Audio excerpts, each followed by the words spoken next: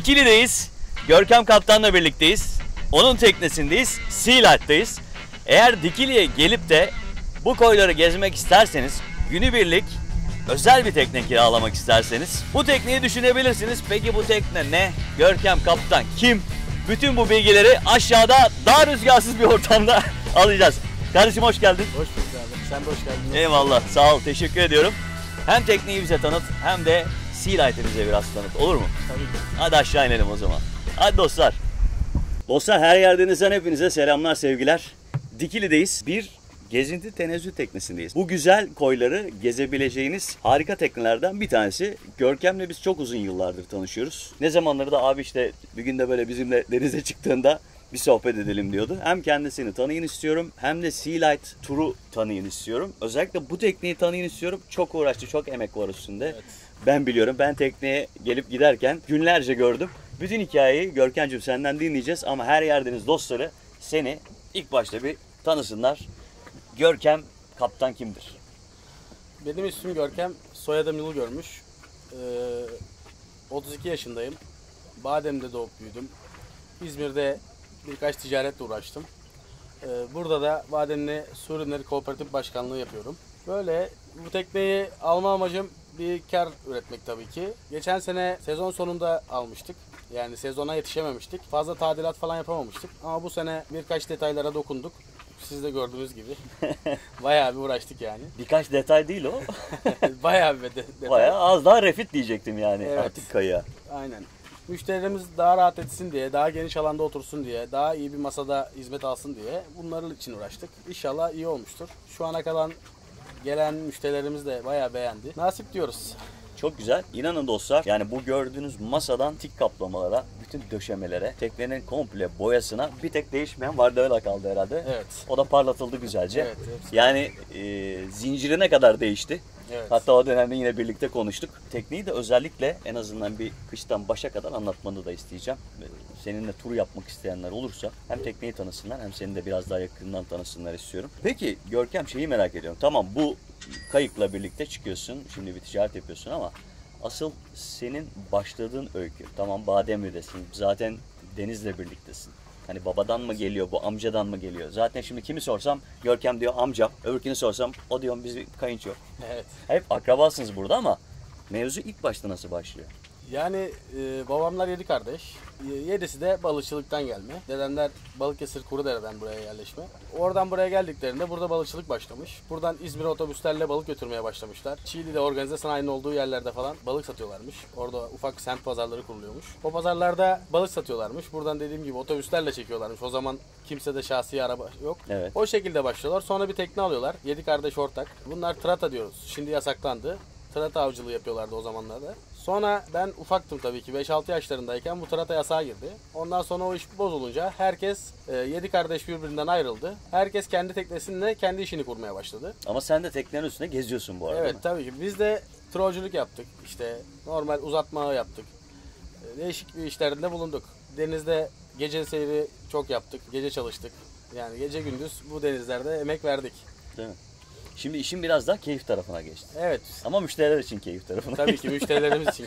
Yani çünkü işin yani sahne arkası kısmında sen bayağı bir çalıştın. Evet.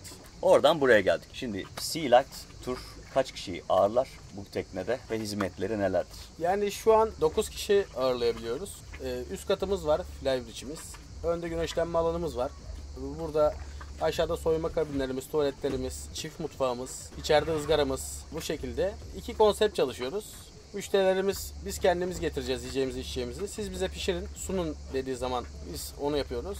Bazı müşterilerimiz de diyor ki biz hiçbir şey ellemek istemiyoruz. Sadece içkilerimizi, içeceğimizi alıp geleceğiz diyorlar. Tamam. Biz de o şekilde yapıyoruz. Yani 2 şekilde de çalışıyoruz. 9 kişi içerisinde çocuk durumu nasıl? Çocuk Yaş grupları dahil. nasıl? Yani biz 9 kişi çocuk dahil alıyoruz. Tamam, yani yaş sınırı olmadan Evet. çocuk dahil Evet, 9 yani kişi hesaplıyorsunuz. Şimdi tabii bebek olursa o bir ekstra olur. Evet. Problem olmaz. Zaten yatağımız da var. Çocukların uyuyabileceği geniş alanımız da var. Önemli noktalardan bir tanesi. Evet. Ufak bebeği Yani- olan biri olarak. Evet. Aşağıda yattığında benim de 2 tane çocuğum var. Ellerinizden öper tanıyorsunuz. Maşallah, Allah başlasın. Ufak olan hiç aşağıdan çıkmıyor mesela. Denize çıktığında orada uyuyakalıyor hep. Sallana sallana böyle. Güzel geçiyor, keyifli. Hep öğlen uykularını teknede geçirmek istiyor. Ama çok güzel. Hani birçoğu zaman hani Maa ile denizde izliyorsunuz ya. Evet. Ben şimdi barınaktan giriyorum dostlar. Bir bakıyorum Görkem'in eşi almış boya yapıyor. Bazen Görkem'i hatta aşağıda görüyordum. Görkem hayırdır yengeyi çalıştırıyorsun. Kayın tepesinde diyordum. Gerçekten el emeği. Ailecek uğraştılar. Evet. Allah bereketinizi arttırsın. Sağ olun, Peki teşekkür seyir noktalarınız neler Görkem? Dikil'de nerelere, hangi koylara gidiyorsunuz? Şimdi biz Zindancık Koyu dediğimiz bir koyumuz var. Çok güzel. Zindancık Koyu'ndan başlıyoruz sabah çıktığımızda. Bu arada koyun mesafesi biraz limanımıza uzak. Bir 20 dakika kadar mesafe sürüyor. Evet. O 20 dakika içerisinde misafirlerimize kahvaltılarını hazırlıyoruz. Çaylarını, kahvaltılık malzemelerini, yani ne getirdilerse onlara sunuyoruz. Bu mesafede denizde seyir yaparken kahvaltılarını da yapabiliyorlar. Koya gittiğimizde de orada çapa atıyoruz. Şimdi bizim özelliğimiz zaten kişiye özel tekne olmamız. Yani kişi başı fiyat alıp değil de yani tekneyi kapatmak olarak herkes kendi ailesinde geldiği için müzik grubu çok yüksek olan teknelerde müzik setleri biz o koylardan biraz daha erken kaçmaya çalışıyoruz. Çünkü diğer misafirlerimiz rahatsız olmasınlar diye bizi tercih ettikleri için zaten çoğu insan huzura geliyor. Evet, özel yani önemli noktalardan bir tanesine değinin. Kişi başı ücret ödemiyorlar size. Evet. Tekneye günlük bir ücret ödüyorlar. Evet, doğrudur. Tekneyi komple kapatıyorlar. Evet. Kaç kişi gelirse gelsin. İstiyorsa bir kişi gelsin, kapatsın, kafa dinlesin. Evet. İstiyorsanız 9 kişi gelin. Maksimum 9 kişiye kadar. Evet, maksimum 9 kişiye kadar hizmet veriyoruz. Dediğim gibi Zindancık'a gittik. Evet, Zindancık'ta çapa atıp bir yarım saat 45 dakika yüzme molası veriyoruz. Tamam. Orası kalabalık olacağını hissettiğimiz zaman çapa alıp bu hanımın koyuna geliyoruz. Bu mevkideki. Hanımın koyunda bizde şöyle bir şey de var. Müşterilerimiz biz bu koyda daha fazla kalmak istiyoruz dediği zaman onlar hangi koyu tercih ederlerse isterlerse bir tur yapıyoruz önce. Tamam. Koyları görüyorlar. Biz bu koylarda kalmak istiyoruz. Öbür koylara gitmek istemiyoruz diyen müşterilerimiz oluyor. Tekne onların gibi. Ben kaptanıyım. Onlar ne derse biz onu yapıyoruz. Evet, ama Anlayacağınız. gene de en son söz sendedir ama. Tabii ki yani ama havanın şartına göre, Evet. durumuna göre, rüzgara göre biliyorsunuz.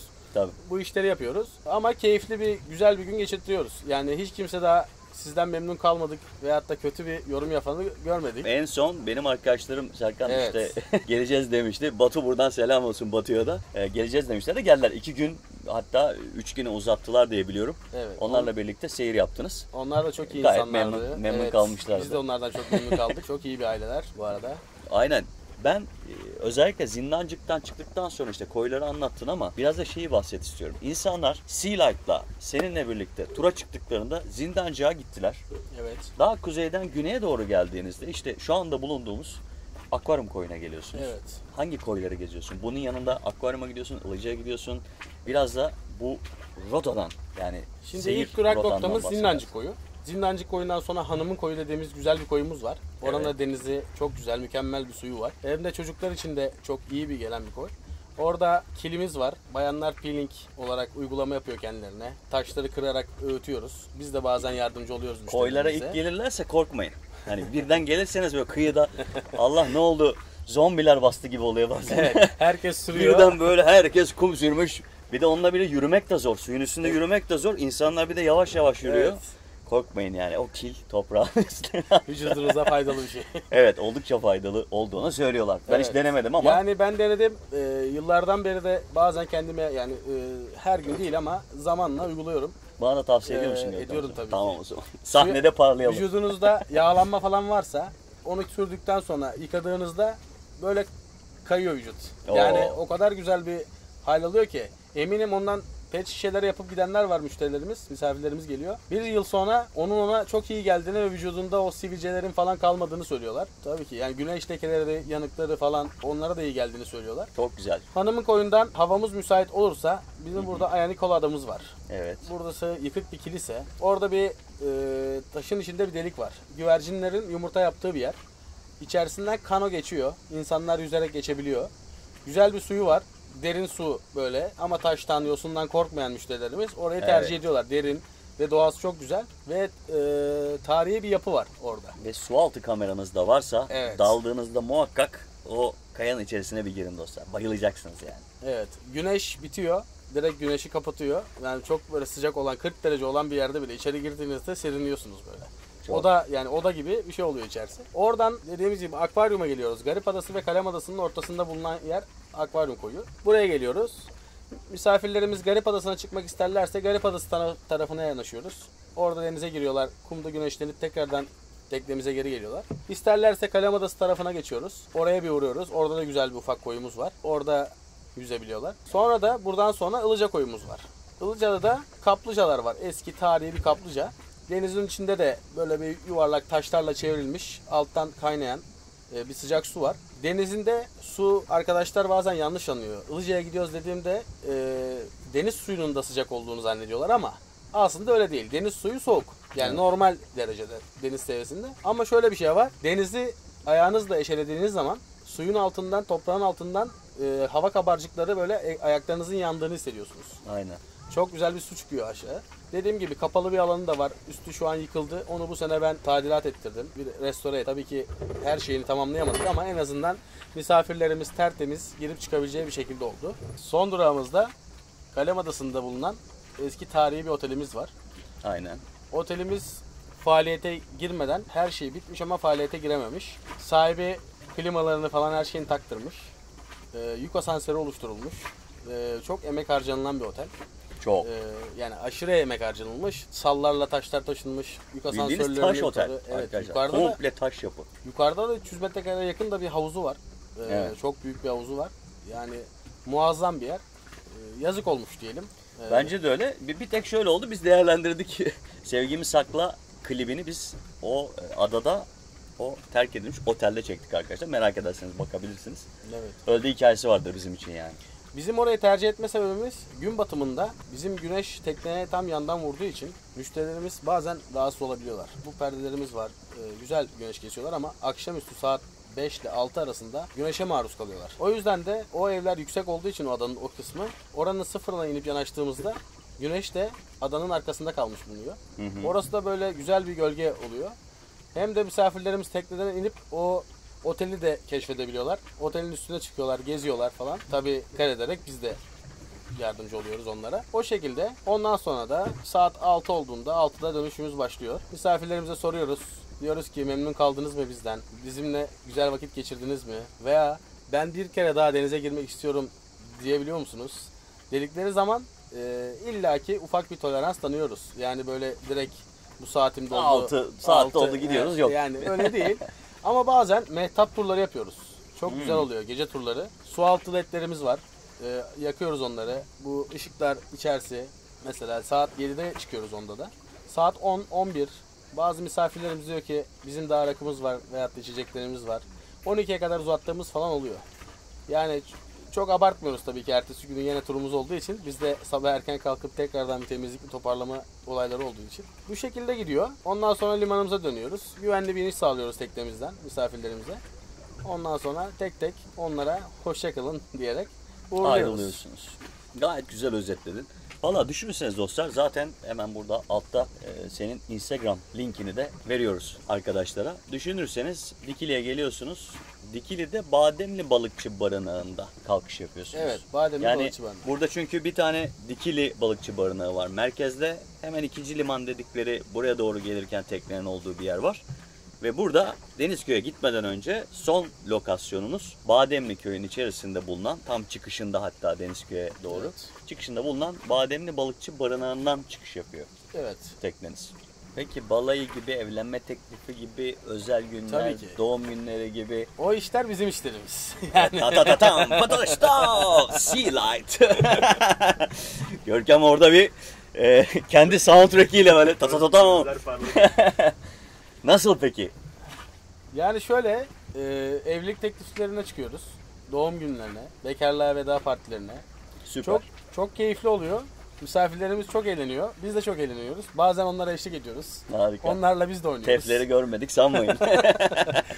Evet yani güzel geçiyor. Bir de günü batırıyoruz. Gün batımında mesela tekneyle bir boğaza gidiyoruz. Oradan şu adaların arka tarafına. Evet, Günü tam batırıyoruz böyle artık. Ufuk çizgisi kaybolana kadar orada duruyoruz. Çapa atamasak bile bazen. Derin çünkü orası. Ama motorla böyle yavaş yavaş ufak seyirler halinde gün batımını da gösteriyoruz misafirlerimize. Ondan sonra yemek kısmına geçiyoruz. Yemeklerini yiyorlar. Sonra denize girmek isteyen misafirlerimiz hava kararmaya yakın güzel keyifli oluyor deniz. Ve şöyle bir şey siz de fark etmişsinizdir. Akşam saat 8.30'dan sonra deniz yarı yarıya daha sıcaklaşıyor. Normalde o soğuk olan deniz akşam 8-8.30 arasında daha ılık bir vaziyet alıyor. O yüzden de bazen soğukmuş ben giremiyorum diyen misafirlerimiz mehtap turlarını tercih ediyor. O saatlerde de çok keyifli oluyor tekneler. Tabii güneş etkisini kaybediyor yavaş yavaş. Deniz sıcaklığını doğal olarak karalar daha çabuk soğumaya başlıyor. Evet. Daha çok hissetmeye başlıyorlar. Evet. Vallahi harika anlattın. Çok güzel bir kayık. Teşekkür ederim. Sadece Sea Light'ı anlatalım, dostlarımız seni tanısın değil. Biraz da aslında bence sektör anlamında bilgi verdin. Yani bu işi yapmak isteyen, Türkiye'nin neresinde olsun, yapmak isteyen dostlara en azından Görkem Kaptan kendi yaptığı hizmetten de pay biçerek Evet. bilgi vermiş oldu dostlar. Sanıyorum ki 2. sezon değil mi? Evet, ikinci sezon. Kaptanım bu tekneyle. Sağlıkla nice güzel günleriniz olsun bu tekneyle. Teşekkür ederim. Görkem Sağ olun. Kaptan müşterilerinizle birlikte nice bereketli zamanlar diliyorum. Sea Light'ı takip etmek isterseniz dostlar zaten bilgiler verdik açıklamada da bulabilirsiniz. Senin var mı peki kaptanım en son söylemek istediğim bir şey? Her yerdeniz dostlarına. Sizi keyifle izliyoruz. Çok başarılı bir arkadaşımız, bir abimizsiniz. Eyvallah Çünkü bu denizler sahipsiz biraz da. Bunları yaşamak için de herkes tekne alıp çıkıyor. Ama önemli olan denizi anlayıp bilerek çıkmak. Ve siz de yaptığınız seyirleri, konuları, işte dümen nasıl tutulur, yelken nasıl açılır, konulara da giriyorsunuz galiba. Görüyorum ben sayfanızda. Bir de denizin yaşantısını anlatıyorsunuz. Şimdi deniz şakaya gelmez. Benim babamlar, dedemler yıllardan beri gelen bir şeydir bizde bu. Değil mi? Çok iyi bir yüzücü bile olsanız yani bir ufak krampla bile kurtaramayabilirsiniz. Veyahut da çok iyi bir kaptan bile olsanız tekneniz alabora olabilir. Veyahut da batabilir. Allah korusun tabii ki bu, ama bu da bir risk. Nasıl karada bir araba kaza yapma riski varsa denizdeki teknenin de batma riski var. Ama siz çok güzel anlatıyorsunuz. Her yer denizde de hep görüyoruz bunu. Hep bir aradayız zaten. Hep bir aradayız. Evet, hep bir Bizden aradayız. bıkmadıysanız problem Yok, yok bunca sizden senedir. bıkmadım. Sağ ol kardeşim. Ben de sana bereketli nice sezonlar diliyorum. Sadece bu sezon değil, bundan ederim, sonra sağ ol. da denizlerde birbirimize selam verelim. Ben Görkem diyeyim. Zaten o bir yıldız Serkan Yıldız diye. Görkem ne zaman beni görse bağırır. Hatta 2 bölüm önce de ben burada adadayken yine Evet. Görkem buradan geçiyordu. Biz her zaman Görkem'le birlikte gezeceğiz, selamlaşacağız. Siz de teknenin üzerinde olursanız, gelirseniz muhakkak sizlere denk geleceğiz dostlar. Çok teşekkür ederim kardeşim. Rica ederim abi. Programa katıldığın için sağ olasın. Dostlar bir sonraki programda görüşmek üzere. Her yer deniz olsun. Mutlu kal kardeşim.